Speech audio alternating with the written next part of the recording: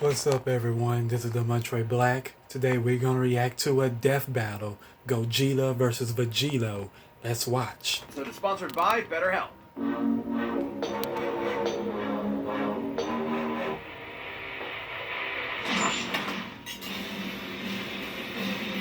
Last one! Man, these things are so easy to find nowadays. Yes! Now, with this ultimate power, I can finally conquer Now the Gogeta world! fight Vegito! What? Oh, come on! It's the ultimate Dragon Ball question! Which fusion of Goku and Vegeta is stronger? Gogeta, the combo greater than legends, or Vegito, the mix who surpassed gods? Intriguing. They are in many ways identical, yet still quite different. Though, in canon, they only have a collective total of 3 brief appearances. To truly determine who would win, let's examine all of their material. So that's Z, GT, Super, movies, games, guidebooks, Toei's Twitter, even all the crazy Xenoverse and hero stuff. Hold on to your Dragon Balls. He's whizzing that boomstick. And it's our job to analyze their weapons, armor, and skills to find out who would win a death battle. Imagine, it's 1995 and you're at a movie theater in Japan. You're there to watch Dragon Ball Z Fusion Reborn, and it's gonna be the most radical movie ever, dude. I mean, yeah, it was a little weird when Adolf showed up, but then it happened. Goku and Vegeta were pushed to the brink with only one option left. They merged into a single being of amazing power, Gogeta! And that would be the greatest thing 8-year-old you ever saw. Yep, you peaked at 8. Fun fact, while Vegito had already debuted in the manga 2 months earlier, Gogeta was created first. After all, the movie had been in production throughout the previous year. Two Saiyans, the proud son of royalty and the lower-class champion becoming one epic powerhouse? This is the true potential of Goku and Vegeta. Easily a top 5 Dragon Ball moment. Hey, nothing beats the first time we saw Super Saiyan, but I think this comes close. This method of fusion was taught to Goku by the Metamorans, a mysterious alien people who we never actually see. But I guess they like wearing crop tops with inflatable shoulder pads.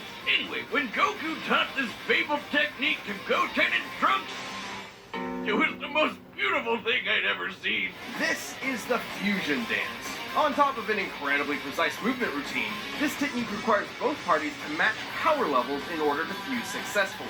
A literal personification of the phrase, only as strong as the weakest link. It's pretty easy to screw up, trust me. But if you nail it, you're the baddest mother effer on the planet. Though not part of mainline canon, Goku and Vegeta first used this to battle Janemba, a demon basically composed of essence of evil. Probably smells like cats. Gogeta defeated him in less than 2 minutes. 20 years later, Gogeta would become canon to conquer one of the most dangerous entities in the multiverse, Broly. Obviously, Gogeta's super powerful, but I think his most underappreciated skill is how he comes up with awesome attack names. Like the Big Bang Kamehameha, Stardust Fall, Meteor Explosion, and the ultimate villain killer, Stardust Breaker! A fancy-looking attack that completely obliterates all traces of evil within a target. That's how it took out Janemba in one shot. The guy was literally made of evil. Or cats. Weirdly enough, this is similar to Devilman's Devil Might Be, which causes the evil within a person to explode and... Oh, you mean Spike? That guy's hilarious. Which obscure character are you gonna reference next? Icarus? Sour Man? General Rildo? Oh man, that guy's just one letter up from General Kill. Over the years, Gogeta has achieved the empowered forms of Super Saiyan, Super Saiyan Blue, and even Super Saiyan 4 in his battle against Omega Shenron. Super Saiyan 4 is a totally unique branch of transformation. Instead of using Divine Ki like Super Saiyan God, it taps further into Goku and Vegeta's Saiyan bloodline, giving them fuzzy red fur and teen goth eyeshadow. Goku has also claimed this form increases a Saiyan's inherent aggression, though you wouldn't know it with Gogeta. He basically becomes Dragon Ball's Bugs Bunny, reveling and messing around with his foe any way he can. Until the fusion runs out. That's right, the fusion dance has a time limit of 30 minutes. This can be reduced even more if Gogeta uses up a lot of energy. Against Omega Shenron and GT, he split apart after about 10 minutes. Just more evidence that the amount of power Gogeta possesses is enormous. Even repeatedly striking Broly so hard that the boundaries between dimensions shattered like glass wasn't enough to burn through his time. Hell, he was only at Super Saiyan 1 when he did that. After going blue, Broly didn't stand a chance. Based on earlier in the film, Whis' reaction even implies that Gogeta could possibly take on Beerus. In Dragon Ball Heroes, Gogeta continues to prove he's one of the multiverse's S-tier fighters. He even defeated the Crimson Masked Super Saiyan Rose Full Power Goku Black and Ultimate God Slayer Hearts the God Hater. You know, those guys. And two Gogetas together could take on Fu. Just Fu? After all that, he just called Fu? Dark King Fu, the artificial bio-android demon mutant. He has Saiyan, Namekian, Earthling, Majin, and Eternal Dragon DNA. Is this fan fiction? Hearts the God Whiner claimed Fu could become an entity akin to Zeno, that little blue baby who can erase a multiverse with a thought. But these Gogetas achieved even stronger forms than before. One was in Super Saiyan Blue Evolved, the boosted form Vegeta achieved during the Tournament of Power. The other was Super Saiyan 4, but not just any Super Saiyan 4. He was Super Full Power Saiyan 4 Limit Breaker. I think my tongue is permanently twisted now. These two forms fighting side by side implies that, at least in this iteration, both are similar if not equal in power. Gogeta's so cool! And there are tons of people who think he'd win this matchup. In Weekly Jump issue 28 from 1995, the fusion dance was stated to unify Goku and Vegeta's spirits and draw out their power to the max. As long as a fight with Vegito lasts less than 30 minutes, the magazine says Gogeta should win. And then in the video game Raging Blast, there's a what-if scenario where Gogeta beats Vegito in a sparring session. But he was about to run out of energy, so maybe it could have gone either way. Though with his power and skill, it's unlikely any opponent would push Gogeta to his limits. Two of the greatest warriors in history merged together as one. What more could you want as a fan? And what more could you fear as a foe? It's the spring of 1995. A demonic menace has threatened to consume the world in chaos. Goku and Vegeta were pushed to the brink, with only one option left: fusion! They used one of their most incredible techniques to become a merged being of unimaginable power. Does this sound familiar? But there wasn't time to teach Vegeta an awkward dance routine he'd ultimately despise. Instead, they used the Potara. Only the gods themselves could rock bling like this. That's right, the Potara earrings come from the Kais, the gods that supervise the universes. By placing one earring on each person's opposite ear, the Potara forcibly fuses the two beings together, no power level matching required. In this case, Goku and Vegeta fuse to become Vegito. Okay, seriously, Vegito? Couldn't they have a better name? It's not that bad. And remember, Fusion Reborn started production well before Toriyama penned Vegito's first appearance. So, Toei called dibs on the better name, huh? But still, shouldn't it be like Vejiku? Not like that's much better either. Why Vegito? It makes more sense in Japanese. Vegito is formed from the first half of Vegeta and the latter half of Kakaroto. This is why Viz Media actually translated it to Vegerot. Oh, that one sucks too. Okay, bored now. Let's talk about how he blows shit up real good. Vegito has numerous techniques that are entirely his own, many of which are, fittingly, perfect combinations of Goku and Vegeta's signature moves, such as the Final Kamehameha, formed like Vegeta's Final Flash, but fired like Goku's Kamehameha way. He's got a Spirit Sword, the Saiyan Shield, and the Banshee Blast. Which, no, it's not the ghost attack you're thinking of. With Goku and Vegeta's powers combined, Majin Buu was no match. Super Vegito was so friggin' powerful that even being turned into candy didn't slow him down. It just made him delicious. His level of power had transcended to such an impressive degree that he was capable of effectively ignoring having his matter entirely altered and his DNA eradicated. He continued on as the Incredible Fighting Candy. No mouth, no brains, no organs of any kind, and he still kept slapping around that big pink ass. Phrasing. Presumably, this is similar to how Vegeta overpowered Babidi's mind control, or how Goku broke through Hit's time skip with Kaioken. A greater power level can overrule basically anything a weaker one does.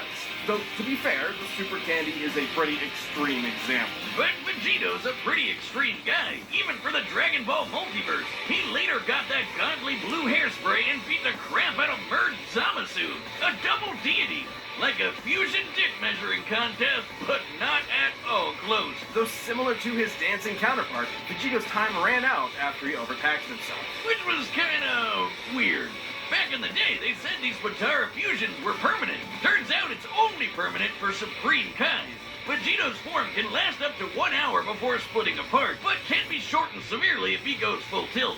In the manga, Vegito formed after Zamasu fused, and split apart when they expected fused Zamasu to have 20 minutes left, meaning he cut his time down to 40 minutes at most, though in the anime it was way less since he tried to quickly overpower Zamasu with a single attack. The Potara have their own set of rules.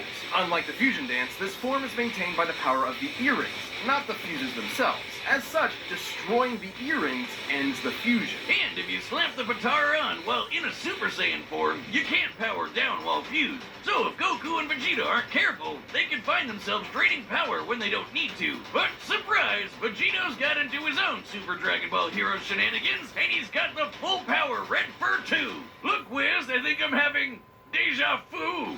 Aside from Fu, he's battled heavy-hitting threats to the multiverse like Cumber and Mechikabura. And just like with Gogeta, there's plenty of people who think Vegeta would win this fight. Daizenshus 4 and 7, basically two Dragon Ball encyclopedias, claim that the Potara fusion is superior to the fusion dance. Old Kai said this too, that the Potara provide a greater effect. Though they both may be referring to what was believed at the time to be a permanent fusion.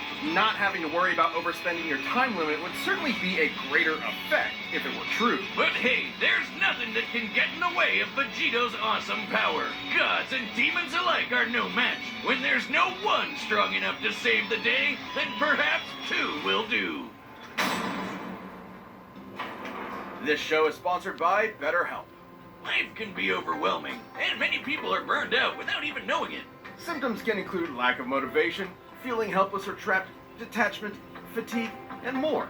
As a scientist myself, I've often been stuck in the lab into the late hours of the night working myself silly. Well, we associate burnout with work, but that's not the only cause. Any of our roles in life can lead to us feeling burnt out, and BetterHelp Online Therapy wants to remind you to prioritize yourself. Talking with someone can help you figure out what's causing stress in your life. BetterHelp is customized online therapy that offers video, phone, and even live chat sessions with your therapist, so you don't have to see anyone on camera if you don't want to. It's more affordable than in-person therapy, and you can be matched with a therapist in under 48 hours. Death Battle viewers get 10% off their first month at BetterHelp.com/DeathBattle. That's BetterHelp.com/deathbattle. All right, the bets are set. We've run the data through all possibilities. Hear my wish, Eternal Dragon. It's time for a death battle!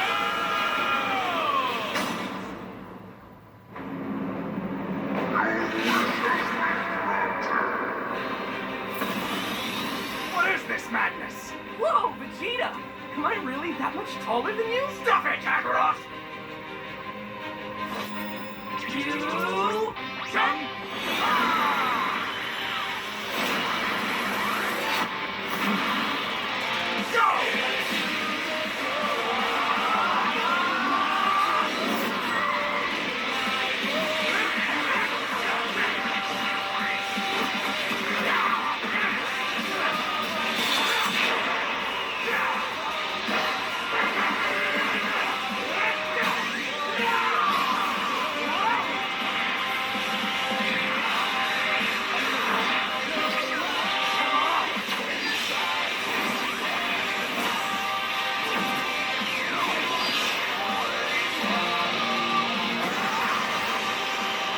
Not bad. Want to kick it up a notch? Sure. But how about some variety?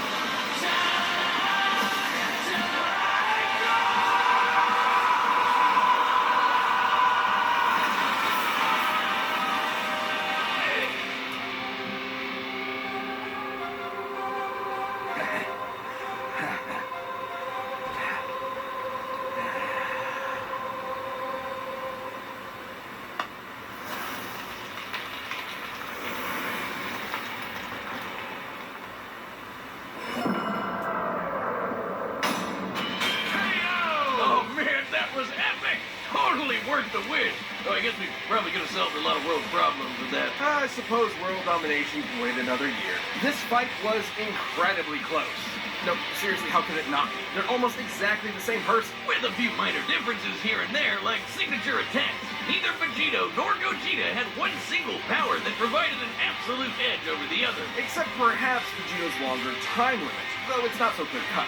Both have overtaxed their energy quick enough to end their fusions in less than 10 minutes. Time isn't the only factor, but also whatever is maintaining each fusion. Gogeta's body and Vegeta's earrings.